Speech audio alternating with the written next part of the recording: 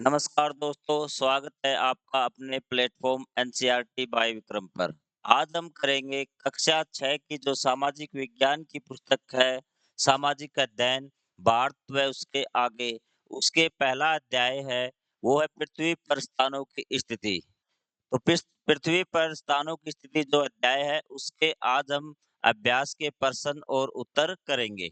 तो चलिए शुरुआत करते हैं। तो समझिए पहला प्रश्न क्या है? इस पाठ्य पुस्तक के पृष्ठ 10 जो आपकी ये पुस्तक है सामाजिक अध्ययन भारत व उसके आगे उसके जो पेज नंबर 10 है उसके और अध्याय 5 में आपको एक चित्र दिया गया है उसके संदर्भ में 2.5 सेंटीमीटर बराबर है 500 किलोमीटर का पैमाना लेते हुए।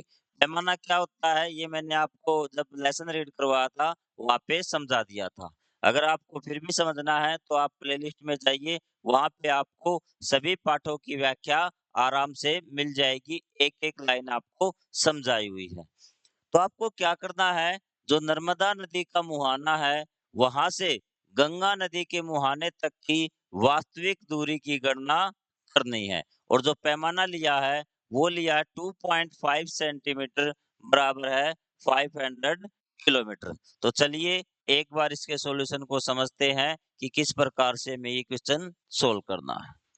तो ये देखिए, जो सबसे पहले मैं भारत का एक प्रतीकात्मक मैप बना देता हूँ।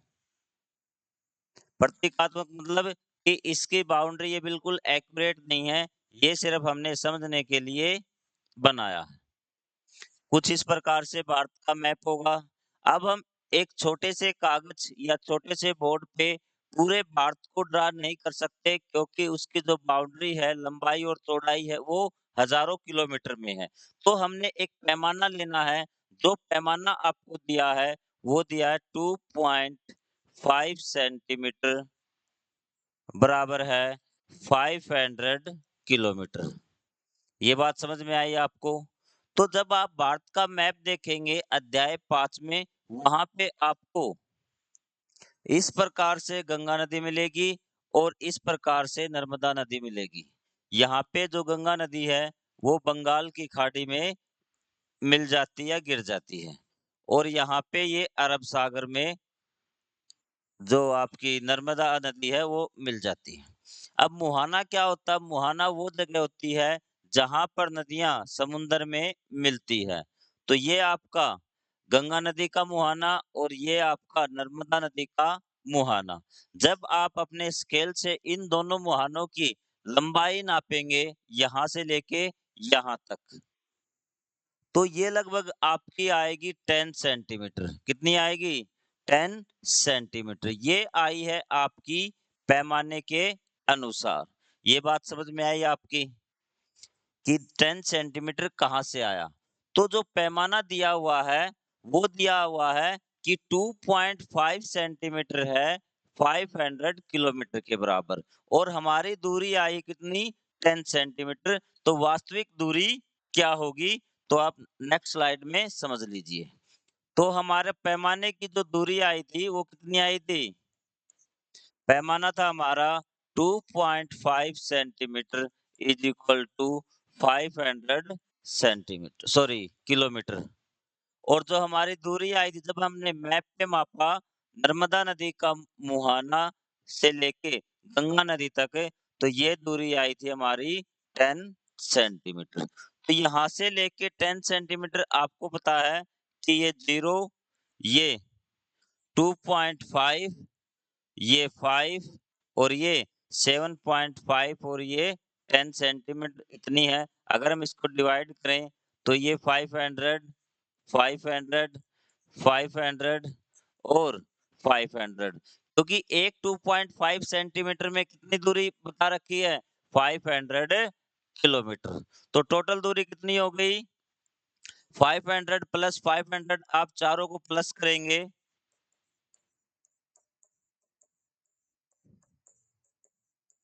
ये 5 है, तो वास्तविक दूरी आ गई आपकी 2000 किलोमीटर। ये क्वेश्चन आपको समझ में आ गया होगा कि किस प्रकार हम पैमाने के द्वारा वास्तविक दूरी निकाल सकते हैं। ठीक है, अब आते हैं जो हमने आंसर में लिखना है, उसको किस प्रकार से हम करेंगे ये देखिए। तो सबसे पहले देखिए, जो उत्तर है नर्मदा नदी के मुहाने से गंगा नदी के मुहाने के बीच का माप 10 सेंटीमीटर है, ये आपने निकाल लिया। इसमें कोई नहीं है। फिर हम देखेंगे कि कितने पैमाने बनते हैं। जो दूरी है उसमें हम निकालते हैं एक पैमाना कितना है 2.5 सेंटीमीटर बराबर है 500 किलोमीटर। तो हमें पैमाने निकालने कितने पैमाने आए? तो जब हमने 10 को 2.5 से डिवाइड किया तो हमारे पैमाने आए 4। तो वास्तविक दूरी के लिए हम क्या करेंगे? जितने पैमाने आए हैं, उनकी मल्टीप्लाई कर देंगे 1 पैमाने से। तो पैमाना कितना था? 500 किलोमीटर और पैमाने आए कितने हमारे? 4 दोनों की मल्टीप्लाई की तो हमारा आंसर आ गया 2000 किलोमीटर। तो देखिए पैमाने वहाँ पर भी मैंने आपको पैमाने ही निकाले थे कि इस प्रकार से आप पैमाने निकाल सकते हैं कि ये मैंने डिवाइड कर रखा है ये सारे पैमाने अगर आपको सीधा निकालना है तो आप क्या कीजिए, जो आपकी दूरी आई है 10 सेंटीमीटर और पैमाना कितने का था आपका 2.5 सेंटीमीटर। दोनों को डिवाइड कर दीजिए 4 सेंटीमीटर सॉरी 4 पैमाना आ गया और आपको क्या करना जितना पैमाना दे रखा है उसकी मल्टीप्लाई कर दीजिए जितने पैमाने आपके आए हैं तो ये आपका आंसर सॉरी 500 का पैमाना था कितना था 500 का तो 2000 किलोमीटर आपकी ये दूरी आ गई। तो फर्स्ट क्वेश्चन है आपको अच्छी तरह से समझ में आ गया होगा। कोई डाउट हो तो आप कमेंट बॉक्स में जरूर लिखिए। उसके बाद हम बात करते हैं सेकंड क्वेश्चन की।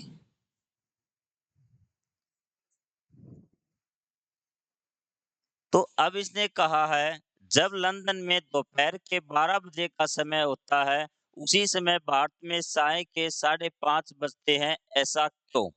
एक बार क्वेश्चन को देख लीजिए, इसके आंसर को पढ़ लीजिए, स्क्रीनशॉट ले लीजिए अगर आप नोटबुक में लिखना चाहते हैं तो। अब देखिए, जब लंदन में दोपहर के 12 बजते हैं, तो भारत में साय का समय 5:30 बजे होता है, क्यों?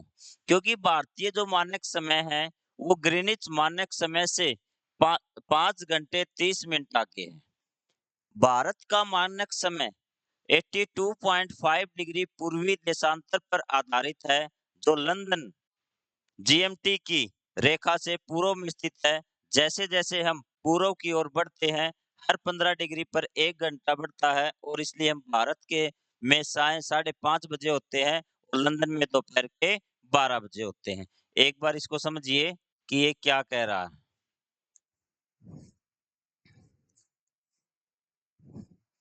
ये कहता है कि ये ग्रीनिच लाइन है। ग्रीनिच लाइन मतलब जो समय का निर्धारण करती है, वो लाइन।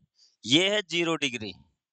और लंदन स्थित है इस लाइन पे मतलब जो लंदन की जो समय रेखा है वो ये है और ये आपकी पूर्व दिशा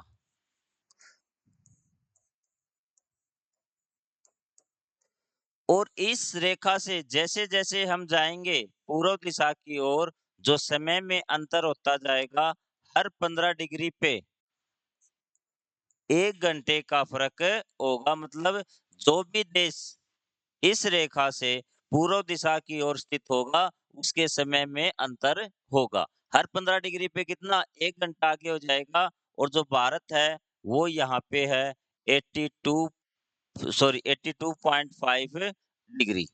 ये बात समझ में आई आपको? तो अब देखिए जो भारत का समय है, वो कितने आगे हो जाएगा इस रेखा से मतलब और लंदन भी इस रेखा पर ही स्थित है मतलब लंदन भी 0 डिग्री पर स्थित है। तो यहाँ पे अगर हम हर 15 डिग्री पे 1 घंटा लेते हैं, तो क्या होगा? यहाँ 1 घंटा, 30 डिग्री पे 2, 45 पे 3, 60 पे 4 और जो 75 है, उस पे 5 और आगे जो 7.5 डिग्री बच गई कि 75 प्लस में 7.5 यहाँ 5 घंटे हो गए और जो 75 इसके 30 मिनट। तो इसके कारण क्योंकि लंदन 0 डिग्री ग्रीनिच लाइन पे स्थित है और भारत उसके पूर्व में 82.5 डिग्री का पे स्थित है, तो इसके कारण उसका समय 5 घंटे 30 मिनट आगे हो जाएगा। ये भी बात मैंने आपको जब पाठ पढ़ाया था उसमें अच्छे से समझा रखी है। तो मेरा आपसे ये रिक्वेस्ट है कि पहले लेसन को अच्छे से समझिए, फिर आप अभ्यास के प्रश्न उत्तर कीजिए। यही बात आपको उत्तर में समझा रखी है। ये देखिए, सबसे पहले क्योंकि भारतीय मानक समय ग्रीनिच समय से 5 घंटे 30 मिनट आगे है। ये बात आपको पता है? भारत का मानक समय जो भारत का मानक समय है, वो क्या है आपका?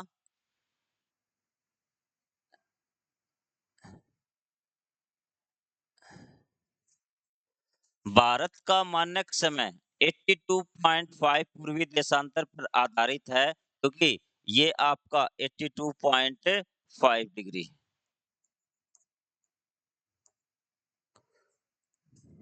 और जैसे-जैसे हम पूर्व की ओर बढ़ते हैं, हर 15 डिग्री पर 1 घंटा बढ़ता है, इसलिए भारत में सायं 5:30 बजे होते हैं, तब लंदन में दोपहर के 12 बजे होते हैं। ठीक है? और इसमें बता दिया कि लंदन में जो टाइम फ़ॉलो करता है, वो करता है जीएमटी का, ग्रीन मीन टाइम का।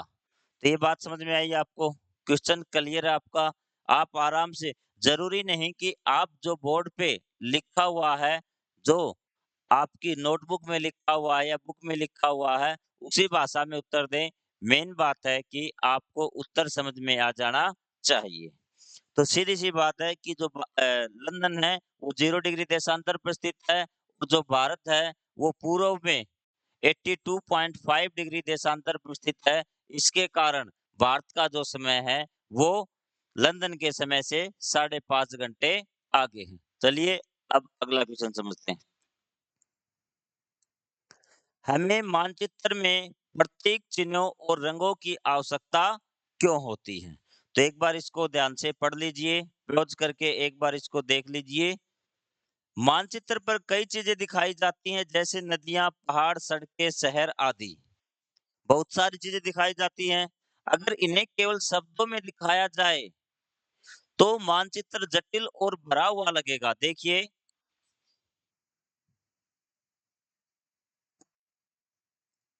1 मिनट रुकिए। तो ये देखिए कि मानचित्र पर कई चीजें दिखाई जाती है, जैसे नदियां, पहाड़, सड़कें, शहर आदि। अगर केवल इन्हें शब्दों में दिखाया जाए तो मानचित्र जटिल और भरा हुआ लगेगा। इसलिए हम प्रतीक चिन्हों और रंगों का उपयोग करते हैं, ताकि मानचित्र साफ, सरल और समझने में आसान हो। अब देखिए, इसको एक्सप्लेन करके मैं आपको दिखाता हूँ कि ये कहना क्या चाहता है।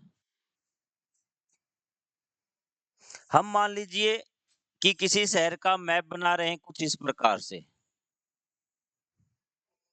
ठीक है। हमें इस शहर में या पूरे किसी देश का भी हो सकता है, किसी स्टेट का, किसी डिस्ट्रिक्ट का, किसी भी स्थान का ये एक मैप हो सकता है। यदि हम हर चीज़ें इसमें शब्दों से दिखाने लगे कि मान लेते हैं कोई इमारत है, जैसे हॉस्पिटल है, हॉस्पिटल का नाम है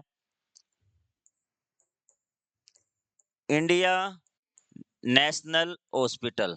तो यहाँ हम अगर उसको पूरा लिख के दिखाएँगे, इंडिया नेशनल हॉस्पिटल, और भी बहुत सी सारी चीज़ें इस मैप में हमें शो करनी है, तो ये मैप देखिए कि क्या आपको समझ में आएगा कि कौन-सी चीज़ कहाँ पे है। ये बहुत ज़्यादा भरा हुआ लगेगा और जटिल मतलब मुश्किल, जो समझने में मुश्किल हो, वैसा आपको नज़र आएगा।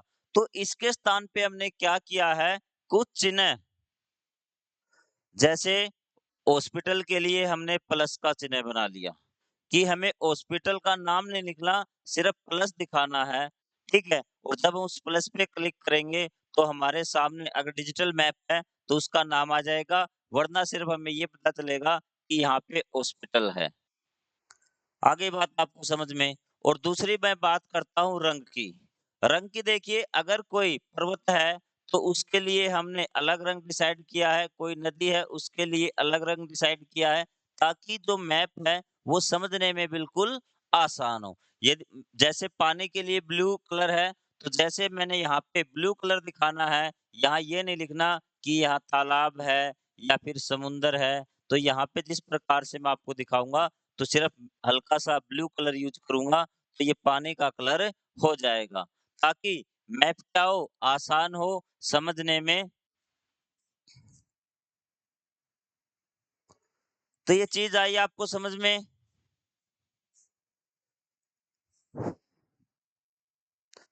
कि अगर हम केवल शब्दों में दिखाया जाए तो मानचित्र जटिल और भरा हुआ लगेगा, इसलिए हम प्रतीक चिन्हों और रंगों का उपयोग करते हैं ताकि मानचित्र साफ और सरल समझने में आसान हो। तो ये क्वेश्चन आपको आ गया समझ में? दोबारा देख लीजिए एक बार कि मानचित्र पर कई चीजें दिखाई जाती हैं। 1 मिनट रुकिए। मानचित्र पर कई चीजें दिखाई जाती है जैसे नदियां, पहाड़, सड़कें, शहर आदि। अगर हम इन्हें शब्दों में दिखाया जाए तो मानचित्र क्या हो जाएगा? बहुत ही जटिल, जो समझने में मुश्किल होगा, ये और भरा हुआ लगेगा। इसलिए हम प्रतीक चिन्हों और रंगों का उपयोग करते ताकि मानचित्र साफ, सरल और समझने में आसान हो। उसके बाद नेक्स्ट क्वेश्चन है आपका।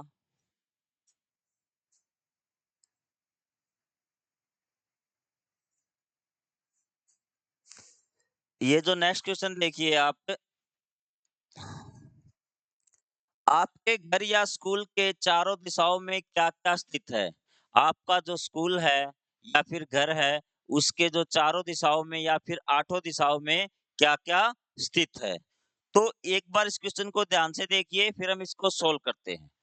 और इसमें है स्वयं करना है आपको। आपका जो घर बनाना, सबसे पहले आपको क्या करना है, इस प्रकार से एरो लगाने हैं। यहाँ नॉर्थ, यहाँ पे साउथ, वेस्ट, ईस्ट। तो इस प्रकार से दिशाओं का निर्धारण करना है। और जिस तरफ नॉर्थ दिशा की तरफ जो आपके स्कूल की बाउंड्री है, वही आपको मान लेते हैं कि आपके जो स्कूल का फेस है, वो वेस्ट की तरफ है। ठीक है? तो यहाँ आपको जो वेस्ट साइड में है, पूर्व में है, वो आपको सॉरी ईस्ट की तरफ है, पूर्व की तरफ है। तो आपको क्या करना है, यहाँ पूर्व में आपके स्कूल की साइड क्या है, पश्चिम में क्या है, उत्तर में क्या है कि उत्तर में कोई हॉस्पिटल है, कोई खेल का मैदान है या अन्य कोई बिल्डिंग है, और दक्षिण में क्या है, ये चीज़ें लिखनी है। और बीच में आठों दिशाएँ होंगी यहाँ पे शायद, हाँ, 8 दिशाएँ हैं, और यहाँ पे बीच में देखना है कि इन दिशाओं में क्या है, और आपको सभी दिशाओं में लिख देना है कि कोई खाली मैदान है, कुछ है या फिर नहीं है। ये क्वेश्चन आप आसानी से कर सकते हैं। उसके बाद बढ़ते हैं अगले क्वेश्चन की ओर।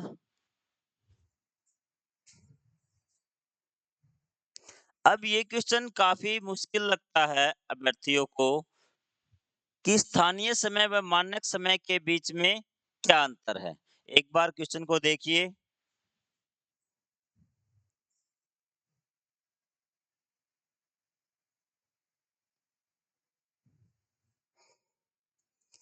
तो आपने क्वेश्चन को देख लिया, आंसर के लिए स्क्रीनशॉट भी ले लिया होगा। तो जो स्थानीय समय है, वो क्या होता है? वो आपका होता है, स्थानीय जो समय होता है, किसी स्थान के देशांतर रेखा के अनुसार सूर्य की स्थिति से निर्धारित होता है। जो स्थानीय समय जैसे आपको बताया था कि ये ग्रीनिच लाइन है 0 डिग्री, यहाँ सूर्य जब बिल्कुल सबसे ऊपर होता है तो 12 बजते हैं। जैसे-जैसे हम पूर्व दिशा में जाते हैं तो क्या होता है कि 1 घंटा आगे होता है। अब जैसे हमने यहाँ पे भारत को ड्रा किया कुछ इस प्रकार से, तो ये देखिए कि जैसे-जैसे ये देशांतर बढ़ती जाएँगी, समय चेंज होता जाएगा सूर्य की स्थिति के अनुसार। और भारत में ही देखिए कि 3-4 जगह समय अलग-अलग हो चुका है स्थानीय समय। स्थानीय समय होता है सूर्य की स्थिति के अनुसार, क्योंकि जैसे-जैसे यहाँ पे समझने की एक बार कोशिश कीजिए, आपको अच्छे से समझ में आ जाएगा।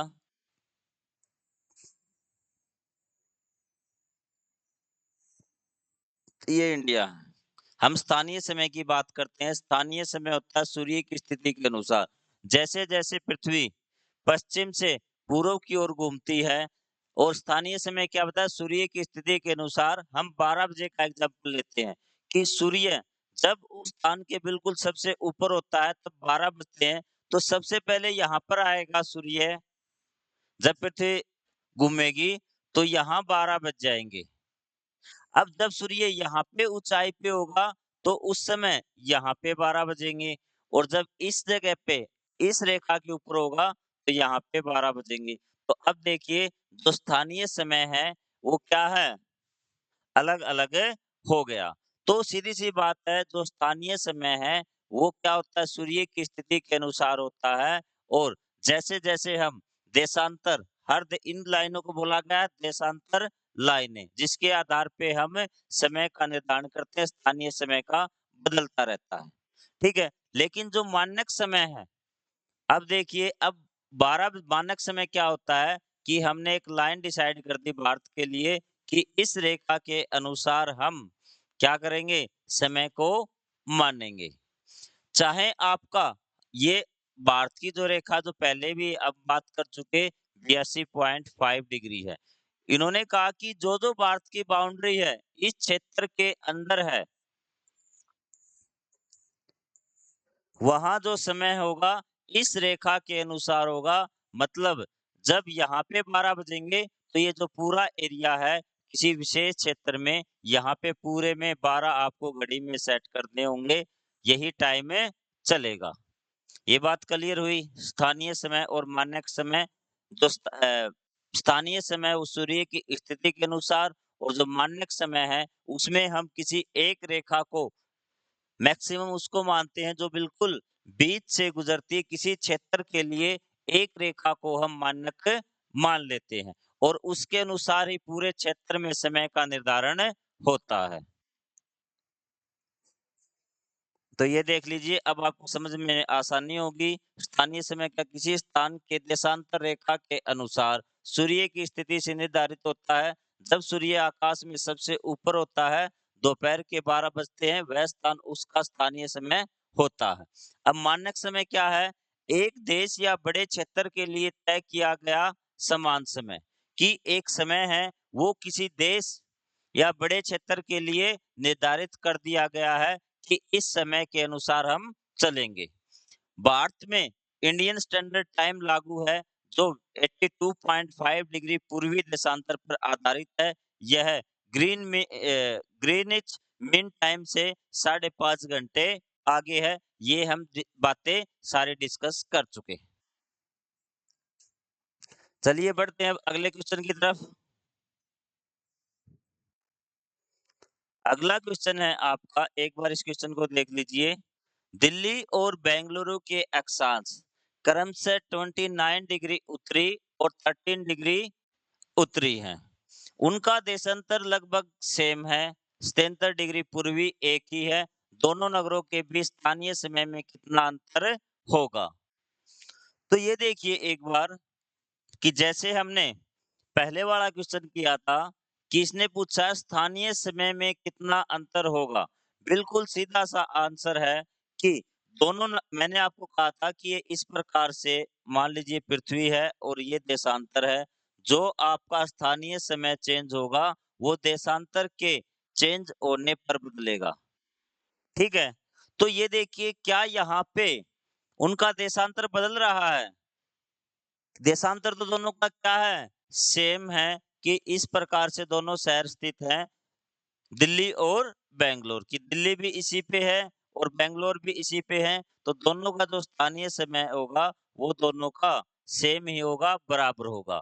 इसने बताया कि अक्षांश अलग-अलग है, अक्षांश अलग होने से कोई प्रभाव नहीं पड़ता समय पर। तो सीधा-सा 2 लाइन का आंसर है, क्योंकि दोनों नगरों का देशांतर लगभग समान है, उनका स्थानीय समय भी एक ही होगा। अक्षांश अलग होने का स्थानीय समय पर प्रभाव नहीं पड़ता, केवल देशांतर के अनुसार समय में अंतर आता है। क्वेश्चन क्लियर हुआ आपको? नेक्स्ट पे आ जाइए। नेक्स्ट में हमारे हैं सही व गलत। एक बार मैं इसको थोड़ा ताकि आपको आसानी से नज़र आ जाए, दिख रहे होंगे आपको ये। फिर भी मैं आपको बोल के बता देता हूँ कि आपकी नोटबुक अपने साथ रखिए। तो सबसे पहला है, अक्षांशों के सभी समान समांतरों की लंबाई समान होती है। अक्षांशों के जो सभी ये देखिए, ये आपकी पृथ्वी है और ये भूमध्य रेखा है। आप खुद बता देंगे और भूमध्य रेखा से जो समांतर रेखाएँ खींची गई हैं, वो अक्षांश हैं। तो ये देखिए मैं अक्षांश खींच रहा हूँ, क्या इन सभी की लंबाई बराबर है? आप देख रहे होंगे जैसे-जैसे मैं उत्तरी ध्रुव की ओर बढ़ रहा हूँ, वैसे-वैसे चाहे आप नीचे की तरफ दक्षिणी ध्रुव की तरफ जाइए, तो भी क्या है, इनकी लंबाई घट रही है। तो अक्षांशों के सभी समांतरों की लंबाई समान होती है, ये बात बिल्कुल गलत है। क्योंकि जैसे-जैसे हम भूमध्य रेखा ये भूमध्य रेखा है, 0 डिग्री अक्षांश है, उत्तरी ध्रुव या दक्षिणी ध्रुव की तरफ जाते हैं, तो इनकी जो लंबाई अक्षांशों की घटती जाती है, समान नहीं होती। अब देशांतर के एक यामोत्तर की लंबाई भूमध्य रेखा की आधी होती है। इसमें आपको काफ़ी कन्फ्यूज़न मिलेगा कि आधे कहेंगे ये बात सही है, आधे कहेंगे ये गलत है। तो मैं बता देता हूँ आपको, तो भूमध्य रेखा ये पृथ्वी के चारों तरफ है बिल्कुल बीच से, इसकी लंबाई है लगभग 40,064 किलोमीटर और जो आपका देशांतर इस प्रकार खींचा जाता है, उत्तरी ध्रुव से दक्षिणी ध्रुव की तरफ इस प्रकार से खींचे जाते हैं, तो इसकी जो लंबाई लगभग 20,000 के करीब है, 20,000 किलोमीटर। तो ये लगभग हाफ हो गया, इसका आधी हो गई, तो ये बात भी बिल्कुल क्या है, सत्य है कि देशांतर के एक यामोत्तर की लंबाई भूमध्य रेखा की आधी होती है। अब है दक्षिणी ध्रुव का अक्षांश 90 डिग्री दक्षिणी है। तो दक्षिणी ध्रुव का जो अक्षांश है देखिए, ये है आपका दक्षिणी ध्रुव और यहाँ पे जो अक्षांश है ये 0 डिग्री है। इस प्रकार बढ़ता आता है 1, 2, 3, 4 और यहाँ तक पूरे 90 डिग्री और जहाँ पे दक्षिणी ध्रुव पे पहुँच जाते हैं, तो यहाँ पे 90 डिग्री अक्षांश है। यही बात ये कह रहा है कि दक्षिणी ध्रुव का अक्षांश 90 डिग्री दक्षिणी है। तो ये बातें आपको समझ में आ रही होंगी। तो ये बात भी क्या बिल्कुल ट्रू है। अब असम में स्थानीय समय और भारतीय मानक समय एक ही है। अब देखिए असम में जो स्थानीय समय है, एक बार मैं मैप बना देता हूँ कि अगर हम प्रशासन की दृष्टि से देखें, यहाँ समझिए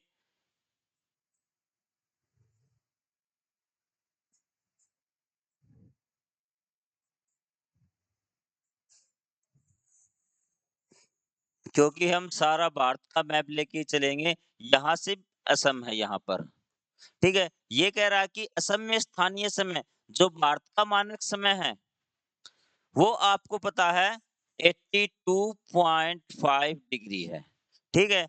और ये आपका हो गया प्लस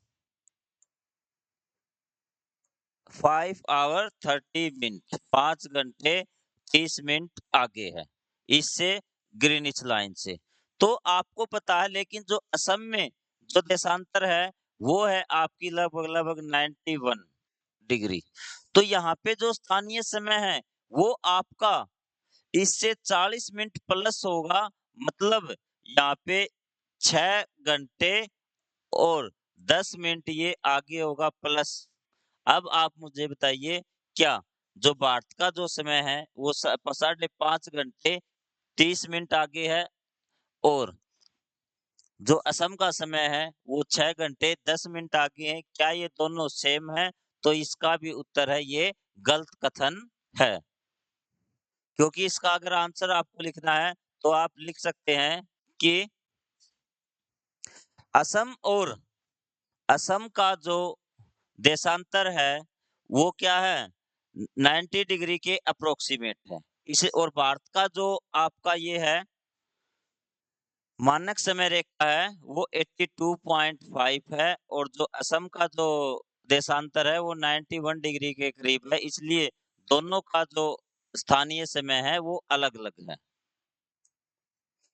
समय क्षेत्र को पृथक करने वाली रेखाएं देशांतर के यामोत्तर के समान होती। इसने कहा कि जो समय क्षेत्र को जो रेखाएं डिसाइड करती हैं वो यामोत्तर के बिल्कुल समान होती है। ये कथन भी आपका गलत है। तो ये आपका गलत हो गया था और ये भी गलत। ये किस प्रकार से है? जैसे कोई देश है, इस प्रकार से उसकी बाउंड्री है और ये समय रेखा इस प्रकार से आ रही है, ये देशांतर है। लेकिन जब समय रेखा आएगी, तिथि रेखा, वो इस प्रकार से घूमेगी। क्योंकि मैंने आपको बताया था कि अगर तिथि रेखा यहाँ से जाएँगे, तो इस दिस हिस्से में देश की तिथि अलग होगी और इस हिस्से में अलग होगी। इसलिए देशांतर और जो समय रेखा है, वो दोनों अलग-अलग हैं, समान नहीं है। जो आपकी तिथि रेखा है, जिससे तारीख का, डेट का निर्धारित होती है, वो आपको टेढ़ी-मेढ़ी मिल सकती है, लेकिन जो देशांतर है, वो आपको बिल्कुल सीधी रेखाएँ मिलेंगी, तो ये भी गलत है। और भूमध्य रेखा एक अक्षांश है, ये कथन बिल्कुल सही है। ये देखिए, ये भूमध्य रेखा 0 डिग्री अक्षांश है और ये क्या है? एक अक्षांश है, भूमध्य रेखा एक अक्षांश है। तो ये थे हमारे अभ्यास के प्रश्न उत्तर। तो हम फिर मिलेंगे अगले अध्याय में। अगर आपको पूरी आपकी बुक लाइन बाय लाइन पढ़नी है, तो आप प्लेलिस्ट में जाइए, वहाँ पे आपको complete book line by line पढ़ाई गई है और अब हम मिलेंगे अगले अध्याय के प्रश्न उत्तरों में। यहाँ तक देखने के लिए थैंक यू। जय हिंद, जय भारत।